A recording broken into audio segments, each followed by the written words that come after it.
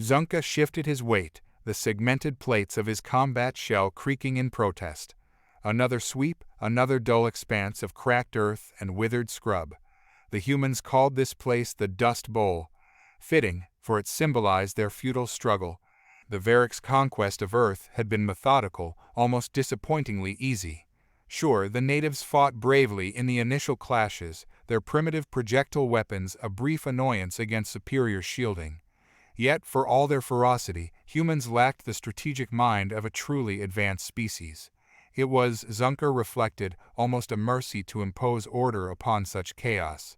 This sweep, however, felt different. They were weeks past the official pacification date, yet whispers of resistance lingered.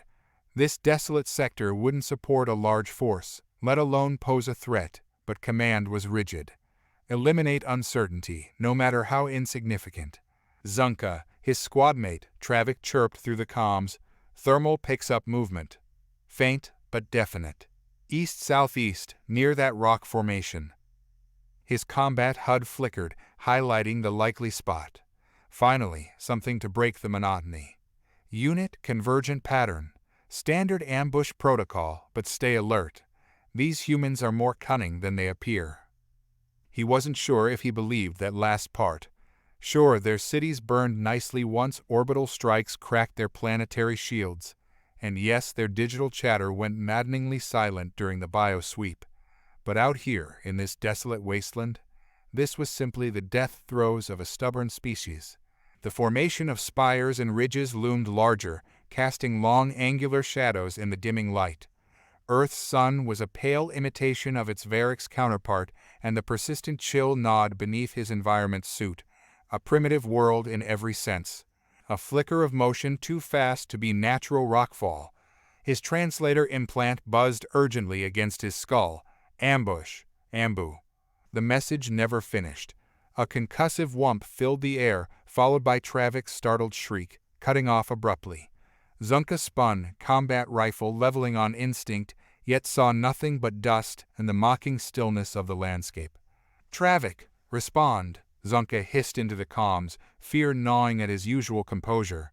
The silence stretched, broken only by wind whistling through rock spires. His HUD showed Travik's life sign monitor flatlining. Gone in an instant. He scanned the ridge, optics zooming. No obvious enemies, no weapon emplacements. He'd read the human combat reports, all desperate charges and suicidal explosives. This was wrong, calculated. Unit 2, check western flank, he ordered, forcing calm into his voice. Standard sweep, report anything usual. A flicker of amber on his sensor array heat signature, nestled in a rocky crevice. Human-shaped, but inactive. Body Xun'ka, Unit 2 crackled. Primitive camouflage, but text barely above Stone Age. Deceased. Bizarre cause. Looks like some kind of blunt impact. Head caved in. No blood. It was a clinical assessment, hardened by weeks of cleanup duty. He keyed his report to HQ. Travik eliminated. Probable hidden projectile. No signs of active hostiles. Continuing sweep as ordered. The standard phrases felt hollow. This wasn't a last stand, this was barely a fight at all. Yet the unease lingered. Jake let the breath out slowly, not even the faint exhalation visible in the dead air. From his perch above, he watched the alien squad leader Xun'ka, if he recalled the comms chatter correctly, hesitate amidst the rocks. 2 down, 5 to go. Damn rock snakes, Anya muttered from beside him. Even whispered, her voice was rough as sandpaper. He shot her a warning glance. No need for unnecessary talk, even amongst the team, the slightest sound carried in this eerie stillness. She was right, though. The rock snake, barely the length of his arm, had packed an improbable punch for its size. Its strike on Unit 2 was sheer luck, a desperate last thrash as Anya had wrangled the creature. Yet to the aliens it looked planned, a brutal weapon disguised in the mundane. His radio crackled and intercepted Varric's transmission, and despite the translator's sterility, he could practically taste the aliens' unease. Good. The point wasn't to win this skirmish, it was to make them question. Question the terrain, question their own assumptions, question their so-called victory. Earth wasn't conquered, it was bait, and the trap has just been sprung. Xun'ka lowered his rifle, its targeting system useless against unseen foes. Primitive didn't mean stupid. His warrior instincts screamed at him they were being hunted, herded. Each sputtered death cry from his squad further ratcheting up the alien fear ingrained in their very biology. His training kicked in. Analyze, adapt, overcome. Unit 4, scout high ground. Unit 3, thermal scan for anomalies. I'll flush them into the open. The commands felt rote, his thoughts a frantic jumble. This wasn't how it was supposed to be. He skirted a boulder, weapon sweeping across potential hiding spots. Years spent studying human history files had painted them as brash, prone to frontal assaults, driven by emotion. Everything about this ambush was the cold opposite. A flicker on his heat sensors. Not the steady warmth of a living being, rather a patch of subtly cooler temperature against the sun-drenched rocks. An anomaly, unnatural. He edged closer, translator stuttering in his ear with warnings about sudden temperature shifts associated with unstable terrain. The rock moved.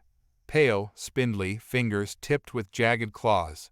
Corpse-like, yet impossibly agile, it lunged, not with the frenzy of the cornered, but the precise strike of a predator. He fired on reflex, bolts searing the thing. Yet, even as its flesh charred, it raked across his arm, sending sparks showering from his compromised shield. Pain, sharp and bright, overrode his shock. He recoiled, the creature scuttling back into shadows. His HUD shrieked warnings, suit integrity failing. Through the haze of agony, he saw the creature wasn't a human at all, but something else. Twisted. Adapted. Like the entire damned planet. Xun'ka down, breach in and virus suit, biohazard possible. He rasped into the comms, then slumped against a boulder, vision blurring. His translator buzzed frantically, warnings about toxins, unfamiliar flora, too much data amidst the chaos. A comforting lie came to mind, a passage from his officer training. A Varix warrior does not die from fear. The problem, he realized with a flicker of bitter amusement, was that this wasn't fear, it was simple fact. This miserable little planet, it was killing him. Jake watched the Xun'ka creature go down, satisfaction mingling with disquiet. The mimic was a desperate ploy, a last resort weapon. Their biology was unique. A mix of earth desert scorpion and chameleon spliced with God knows what the bioengineers had concocted. He spared a pang of regret for the creature, sacrificed like any other tool of war. Mimics are too risky, Maria, the team's tech expert, had argued back when they deployed the first batch. The Varix analyze everything. One slip up. They analyze what they expect, he'd countered. Right now, they expect humans. Chaotic, desperate humans. If they think this planet itself is fighting back, that's a whole different kind of fear. Now though, watching the alien convulse, his stomach churned. Had they crossed a line? The occupation was brutal, a threat to everything they knew. Yet, using their own twisted science against the Varix, turning Earth itself into a monstrous weapon. It felt wrong, even when justified. The radio squawked, Xun'ka's voice ragged and barely recognizable. The translator sputtered garbled warnings, contaminated atmosphere, unknown allergens, suit failure imminent.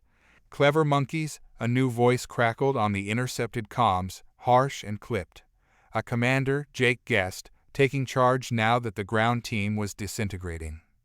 Tactical retreat, full decontamination protocols. This sector's reclassified as hazardous zone.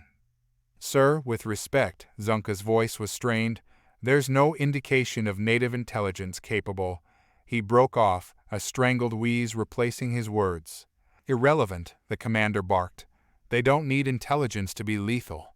This entire planet is a bioweapon. Get what's left of your unit and get out. The transmission cut off abruptly. Jake raised his field binoculars, watching the remaining alien figures scramble back towards their dropship. Objective achieved. For now. Jake, Anya whispered, you were right. They're scared. But scared makes them unpredictable. He nodded grimly, the small victory tasting like ash in his mouth. And desperate. This isn't over, not by a long shot. The decontamination chamber was a sterile purgatory. Xun'ka floated within the viscous nutrient gel, his ravaged body supported, yet agonizingly exposed. His damaged environment suit lay dissected beside him, each breach meticulously logged. The medic, a young Varix barely past her initiation cycle, clicked anxiously. There's no known match, Commander. Whatever toxin is present, it's entirely alien to our database. Commander Raltek loomed over the med bay, his massive frame casting long shadows. Unlike Xun'ka, a frontline soldier of middling rank, Raltek was a veteran of a dozen campaigns.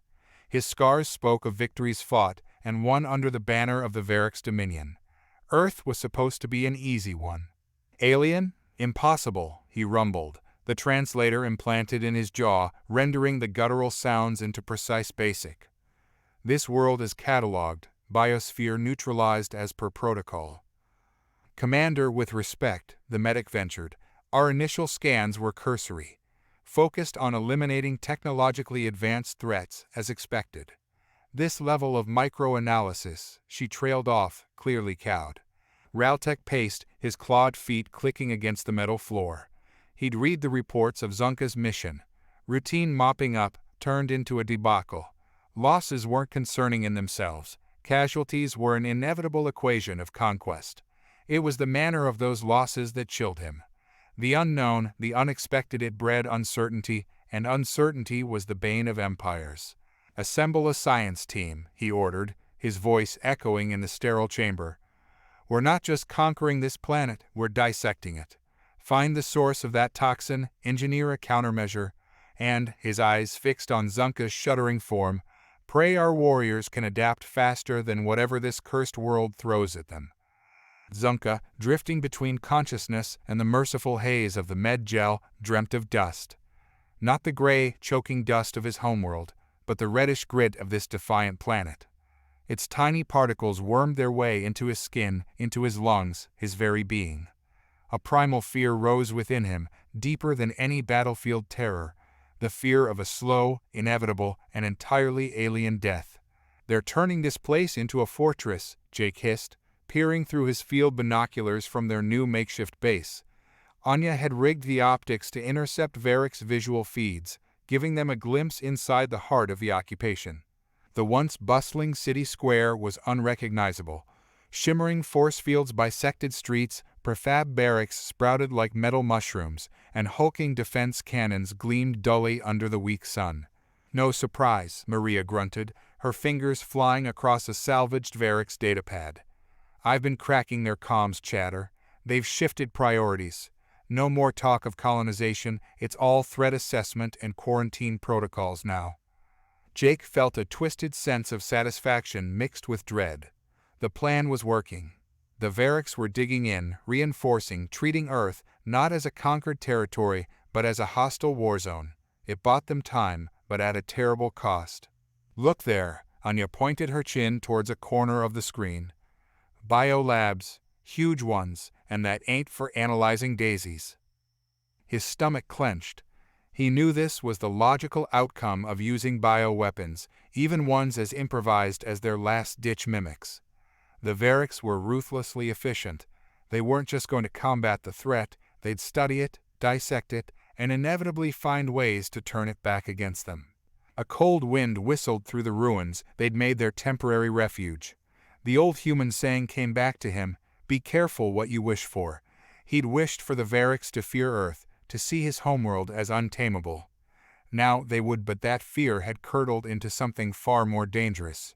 Get the long-range transmitter ready, he told Maria, a plan forming in his mind. We've shown them the beast. Now it's time to tell them just how far off the leash it is.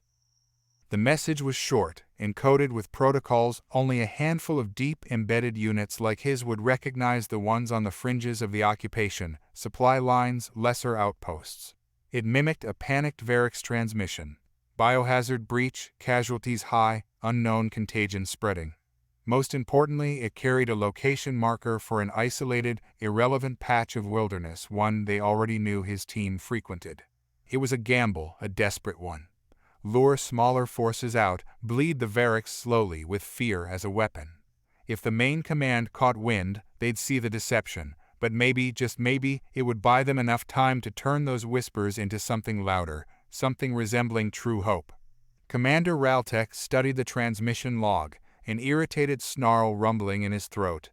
The third suspected biohazard outbreak this cycle, each one raising casualties, each one eroding morale, and most infuriatingly, each one proving confoundingly fruitless. The isolated teams dispatched to investigate vanished without a trace. No signs of struggle, no enemy bodies, only garbled last transmissions laced with an edge of alien terror his translator struggled to parse. It made no rational sense. Ambushes are predictable, he growled to his assembled task force, a mix of veteran warriors and jumpy-eyed scientists. Human resistance relies on them. This. He waved a clawed hand at the projected map, highlighting vanishing point after vanishing point. This is methodical deletion. Predation, perhaps, ventured a young scientist, her voice thin.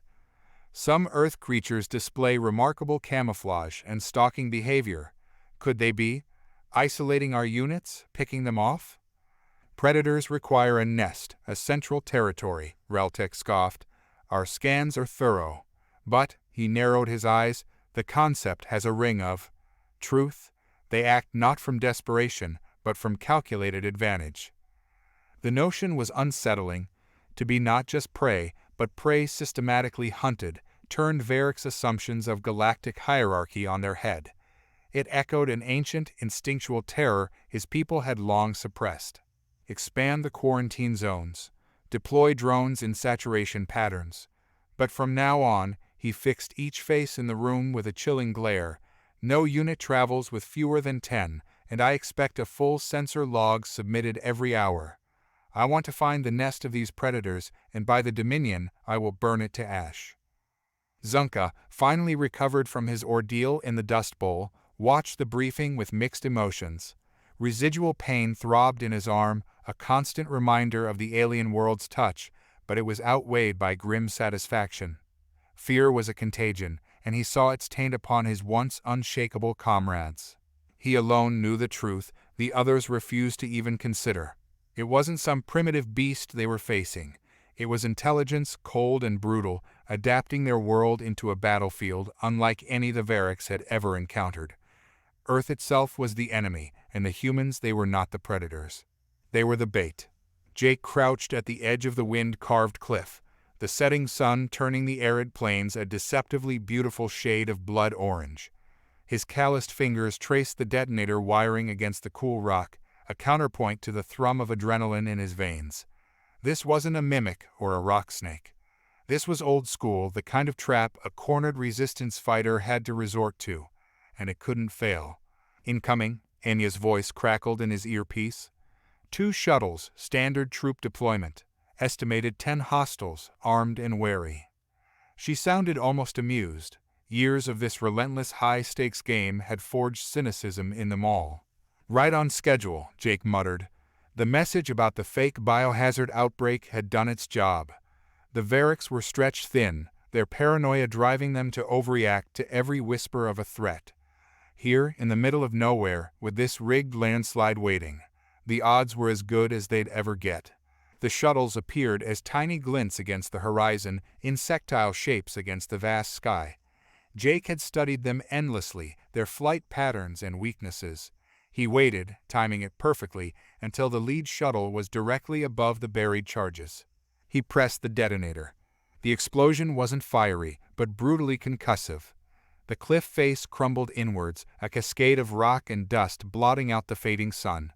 Jake didn't wait to admire his handiwork.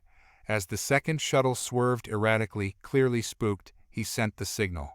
From hidden positions across the arid expanse, his team opened fire.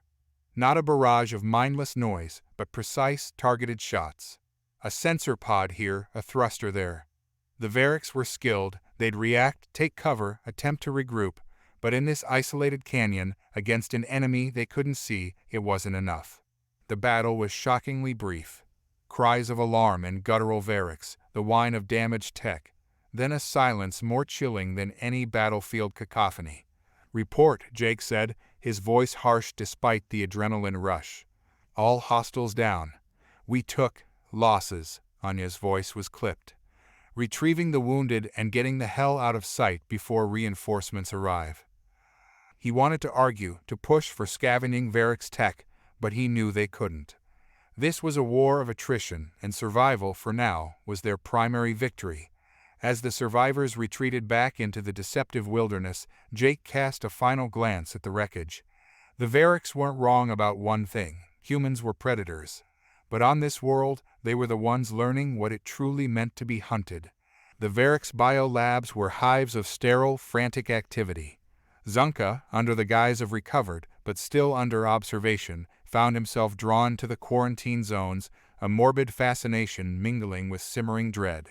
Samples of Earth life arrived in chilling profusion, slithering insects with venom that caused paralysis within minutes, spiny plants that released hallucinogenic spores, even soil samples that, when exposed to Varric's biology, erupted with bizarre fungal colonies. The scientists, once dismissive of this primitive world, now displayed an obsessive focus.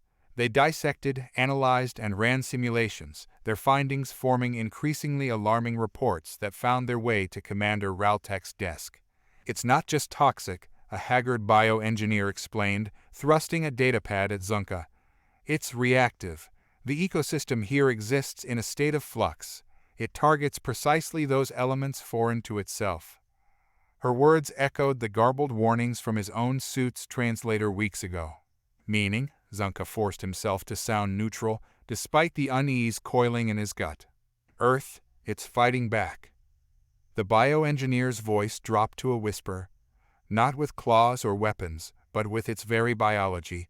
It's adapting, evolving at an accelerated rate to counter our presence. Every day we spend here makes it stronger, makes us more alien." Horror washed over Xun'ka. If true, it was far more than a military defeat.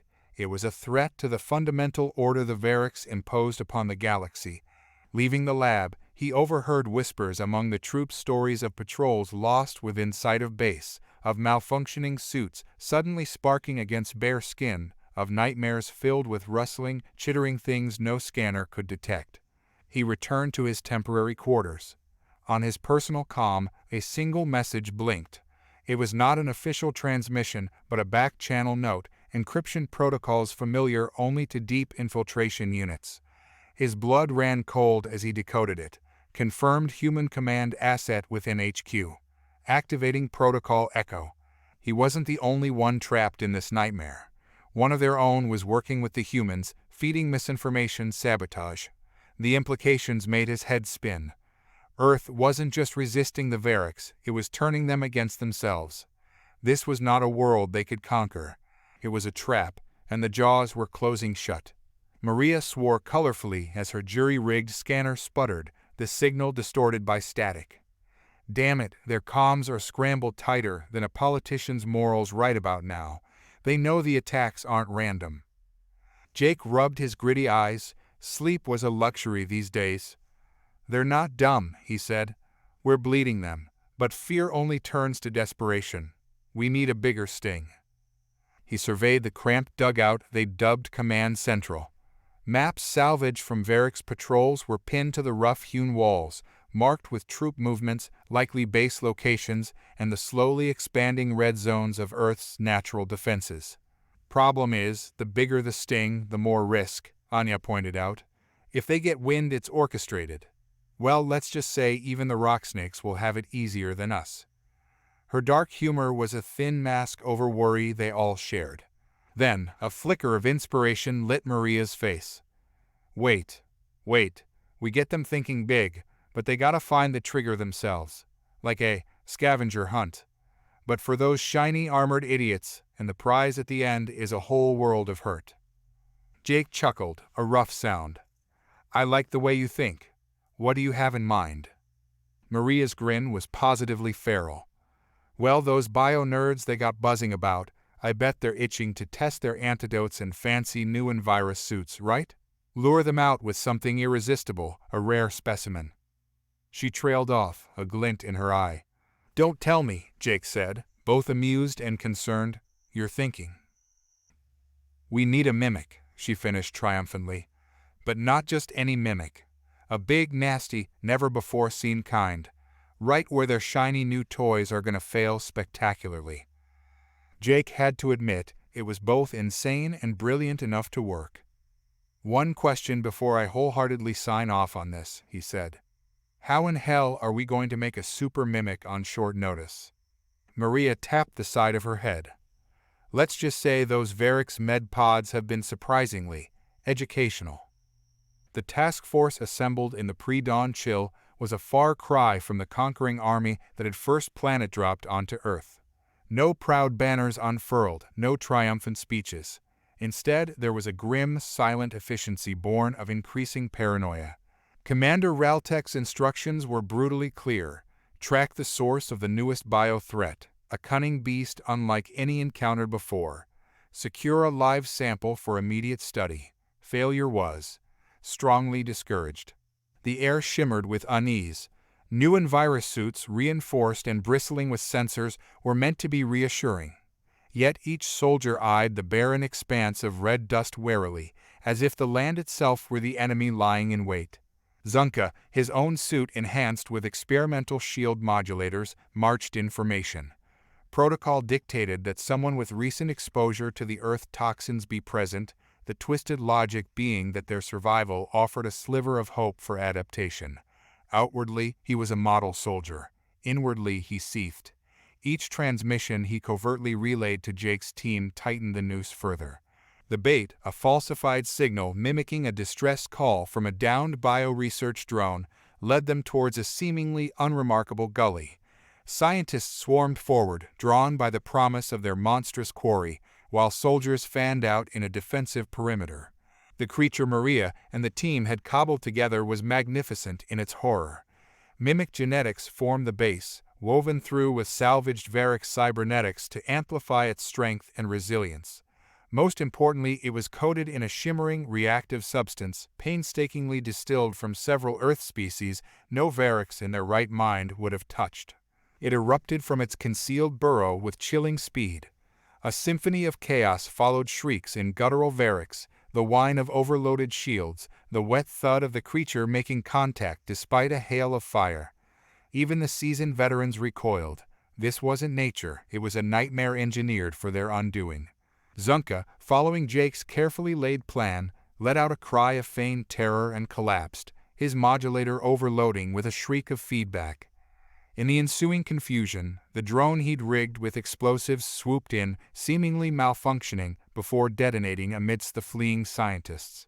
The mimic, wounded but far from out, thrashed and roared, a whirlwind of claws and corrosive spittle that sent hardened soldiers scrambling. And through the calms, courtesy of Xun'ka's sabotage, went garbled warnings of spreading infection, of suit failures, of the very earth beneath their feet blooming with toxic spores. It was a rout disguised as a desperate last stand. Jake watched the aftermath from a hidden vantage point, the transmitter crackling with the sounds of the Varix force disintegrating.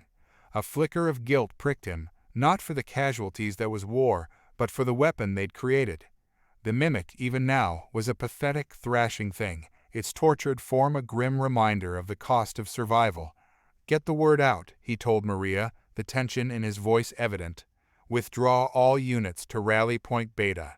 Let them think we've been scattered, broken." Anya nodded, her grim expression mirroring his own. "What about the thing?" she asked, glancing back toward where the bioweapon writhed in its death throes. "Leave it," he said. "Let the Varix find it. Let them see what they turn this planet into." He turned away, unable to stomach the sight any longer. Sometimes, winning felt indistinguishable from losing.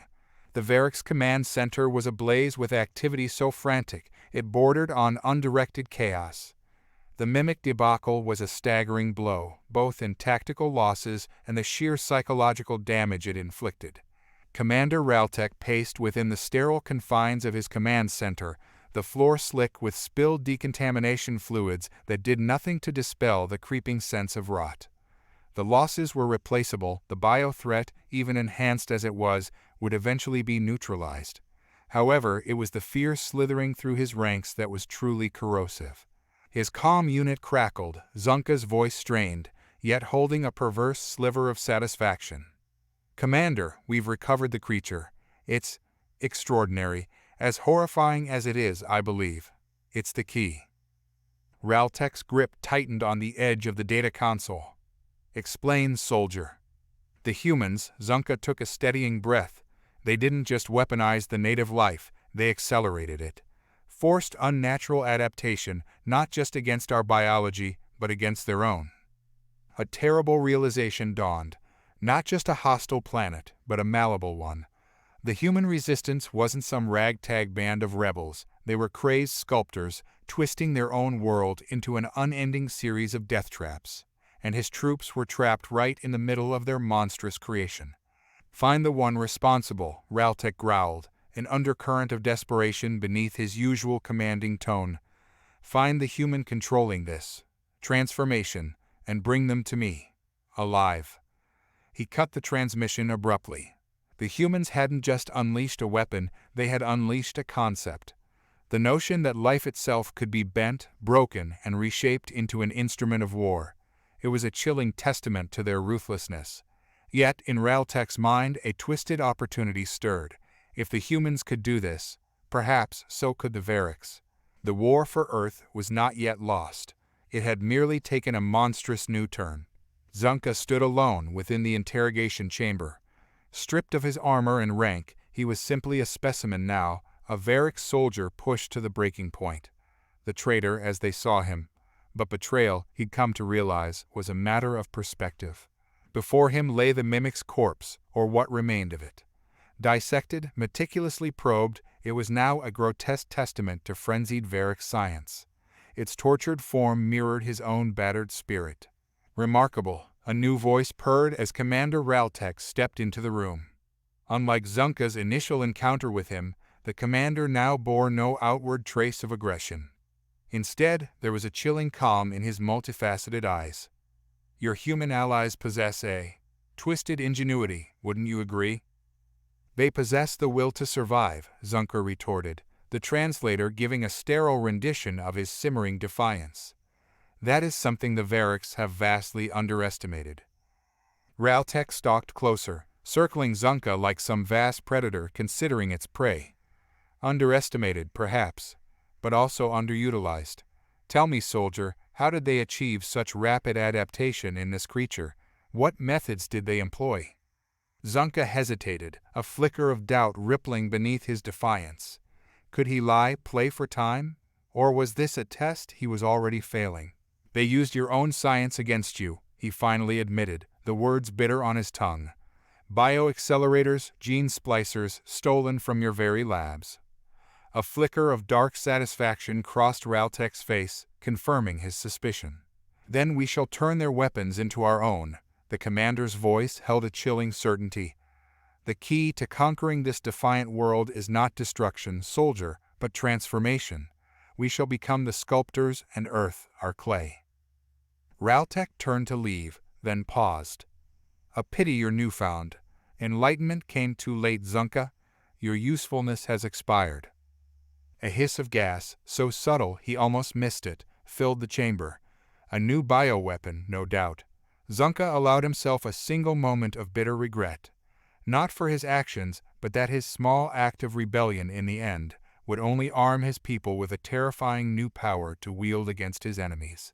As darkness crept across his vision, a single thought echoed in his fading mind. Earth would resist, in tooth and claw, and the whispers of the wind. But in forcing its monstrous evolution, the humans had birthed a new kind of war, one where the very lines between enemy and victim were brutally erased. Jake knelt by the mimic's remains. Even in death, the creature was a testament to the grim lengths they'd been pushed to, a reminder of Earth's twisted transformation. The Variks were reeling, confused, but far from defeated. "It'll only make them fight dirtier," Anya muttered, her voice laced with weary disgust. "We knew that the moment we laid the first trap," Jake countered, though there was little conviction in his voice. "Thing is, we're fighting two enemies now, the Variks and the monster we've made of our own home." He glanced toward where Maria huddled with a salvaged Variks comms unit, brow furrowed in concentration. Their victories came at a terrible cost. With every ambush, every act of calculated deception, they strayed further into a gray area where survival and monstrosity blurred together. "Jake," Maria called, urgency in her voice, I think you need to hear this." She handed him the scavenged headset. A clipped, chillingly familiar voice echoed through the static, the translator struggling with its subtle modulations. It was Raltek addressing not his troops, but someone very specific. "Transformation protocol initiated. Primary test subjects, remote outpost Zeta. Earth flora and fauna integration successful. Combat trials to commence within 3 solar cycles. Acknowledge and proceed, Asset Echo." Jake's blood ran cold. Echo. Their inside asset, Xun'ka. The Variks had turned him, broken him, and now the final betrayal was underway. Outpost Zeta. That was within striking distance of one of the largest non-combatant human settlements still holding out. "We can't warn them," he said grimly. "They'll intercept the message, confirm Echo's compromised." "So we hit Zeta ourselves." Enya's eyes hardened with cold resolve. "If they're experimenting, the place will be lightly defended. Raid it, destroy the research, buy the civies time to evacuate. Hell with luck, we can turn their little monster project against them."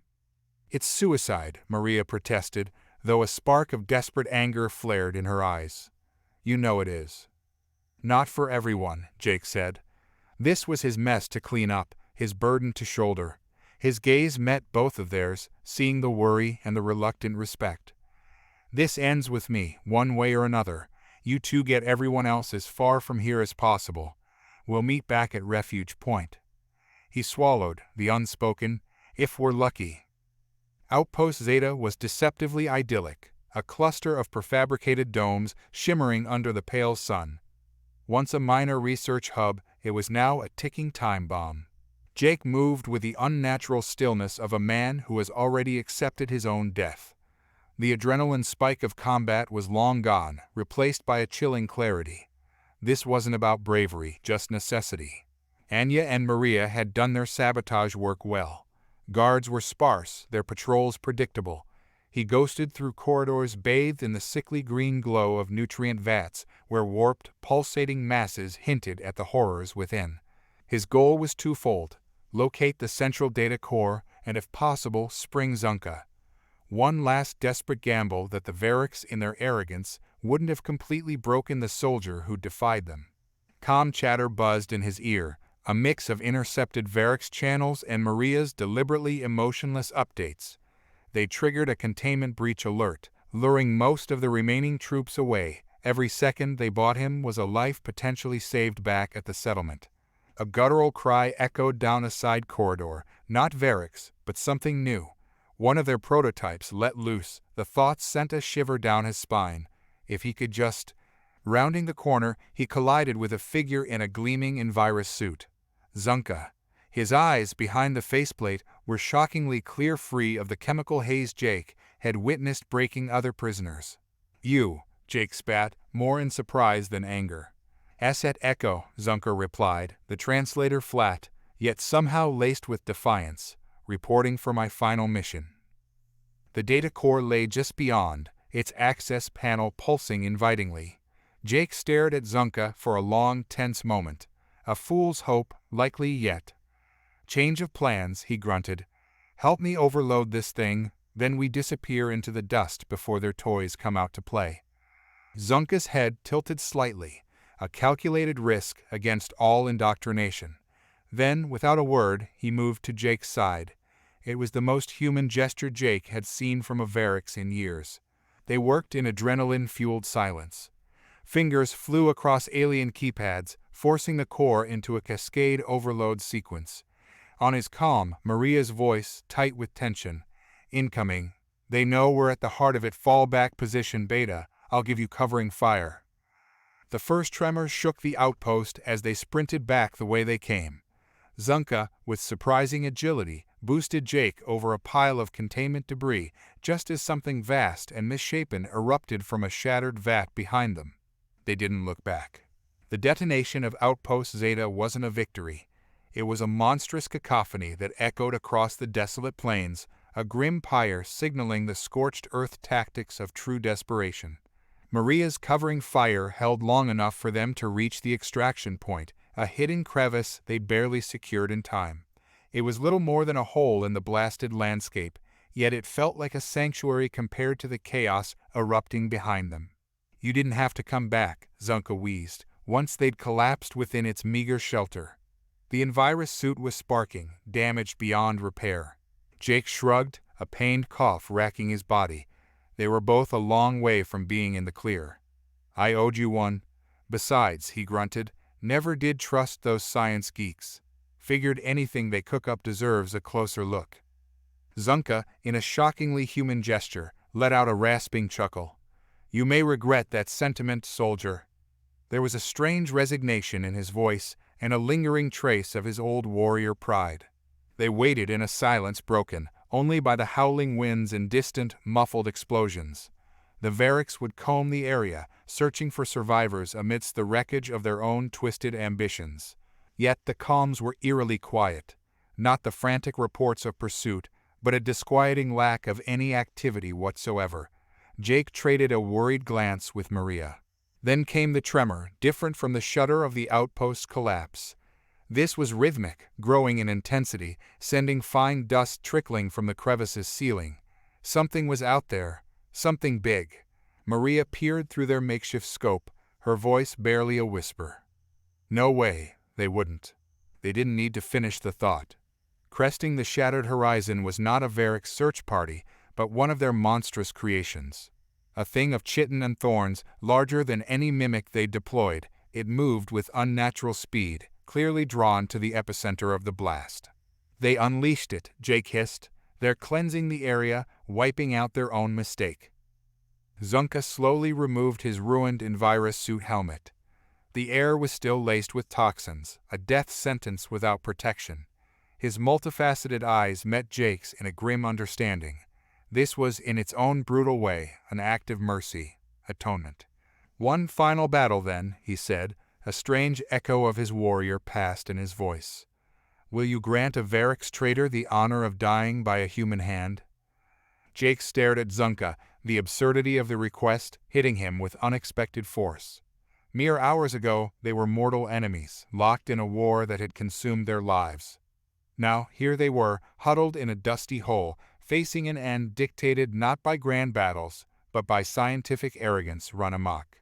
"No," he finally answered, the word feeling strange on his tongue. "We die on our own terms." He fished a detonator from his pack last resort, meant for when capture was inevitable. A flicker of understanding passed over Xun'ka's face. His clawed hand closed over Jake's. "Then let us make it a death that echoes human." Maria stood beside them, not in protest, but grim solidarity. She'd lost too much to this war to begrudge anyone, even a former enemy, the right to choose their end. "How do we make it count?" she asked, a desperate edge to her voice. Inspiration struck Jake like a lightning bolt. "The comms," he said, "they left gear in Zeta. If I can get to it, we broadcast to every Variks channel, every human frequency. Let them hear it all their monstrous weapon us right to the end." It was madness, one last desperate act of defiance. But hadn't they been dancing with madness all along? The creature loomed closer, its roar shaking the very ground they stood on. Xun'ka, with a strength born of desperation, boosted Jake towards a fissure in the rock. "Go," he bellowed, "I'll hold its attention." Jake scrambled, the detonator clutched in one hand, his battered body screaming in protest. Ahead lay a shattered side corridor of the outpost, comms equipment likely strewn among the wreckage. It was a slim chance, but the only one left. Behind him echoed Xun'ka's battle cry, chillingly inhuman, yet echoing with the undeniable spirit of a warrior facing impossible odds. Then came the screech of the creature, the clash of chitin and flesh. He didn't dare look back. Lungs burning, Jake reached the comms hub. It was a mess, but the core components were agonizingly intact. He patched in his field transmitter, ignoring the stab of pain as it interfaced with his salvaged Variks datapad. Levels spiked wildly, a klaxon blared a warning of imminent overload, but he jammed the override. "This is Jake Hunter," he forced out, tasting blood as he spoke into the mic. "This is resistance. You want to see what Earth does to those who try to conquer it? Look around." The creature's roar filled the channel, overlaid with Xun'ka's ragged gasps. Every slam and shriek echoed Jake's grim testament to the Varric's command listening somewhere far away, to anyone who would listen. He toggled switches, sending the transmitter into cascading feedback, his own voice distorting horribly. The core whined in protest, tendrils of smoke snaking outwards. "This is our home," he spat the final words and triggered the detonator. The world ended in a blinding flash. Commander Raltek stood amidst the chaos of his crumbling command center.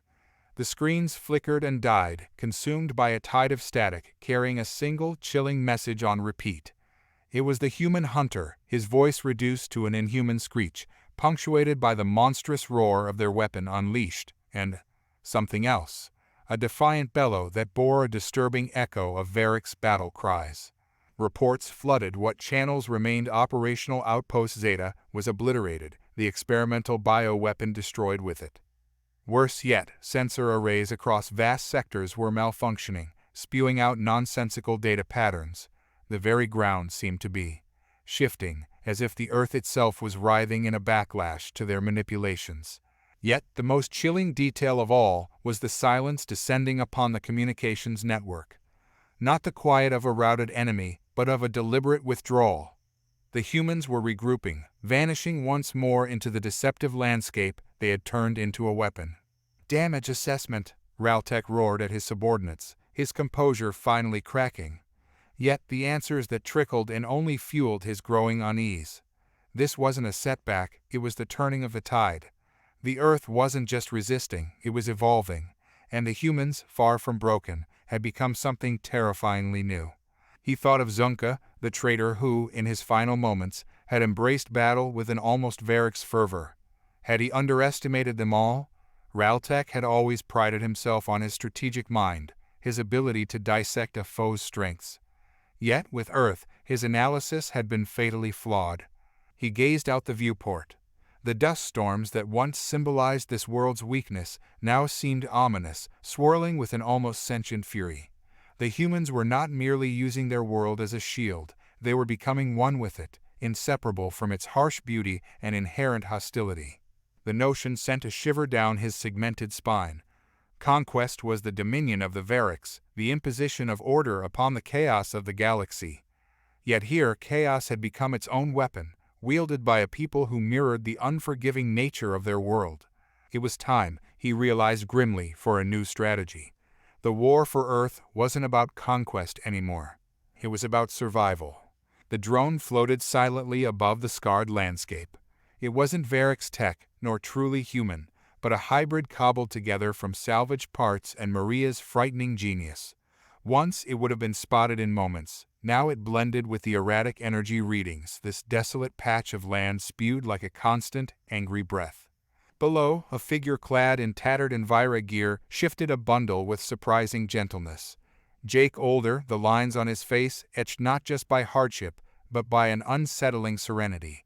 The bundle squirmed, let out a mewling cry that could have been a child's or something far stranger. "Hush, little one," he murmured, his voice barely above a whisper. "The dust storm gives us cover for now, but we need to reach the rise before nightfall." The landscape had warped. Once barren, it was now dotted with thorny scrub that secreted toxins even Varric's suits struggled against, and shadowed by the skeletal remains of creatures far too large to have been natural to this world. The Earth had responded to the alien intrusion, not with surrender, but with a chilling adaptation of its own. The war wasn't over. Varric's reinforcements would arrive, armed with the knowledge of their past failures. It was a grim stalemate. The humans couldn't drive the invaders out entirely, the Varrics couldn't subdue this maddeningly defiant world. But amidst the struggle, something new had emerged. "Jake!" the call hissed through his salvaged comm unit. Anya's voice, still sharp, but less relentlessly harsh than before. "Incoming shuttle, small contingent. Marking your coordinates, looks like they're taking the bait." The bait, a scattering of deliberate clues, the illusion of vulnerability. The remnants of humanity now lived nomadic lives, leaving false trails, luring Varric's forces into traps the reshaped land itself laid. It was a brutal existence, a constant dance with death. But it had bought them something precious: time. He hoisted the bundle higher on his shoulder, the child creature peering out with large, luminous eyes. Not all changes the war brought were monstrous. Some were the seeds of a future too uncertain to name, but undeniably alive. "Anya," he replied, setting off at a steady pace, the altered terrain surprisingly navigable to his hardened feet. "Get those detonations ready. We have guests to welcome." They weren't conquerors or survivors anymore. They were children of Earth, forged in its crucible, and for as long as they held a single breath, their strange, relentless symphony of resistance would echo amidst the desolate beauty of their battered world.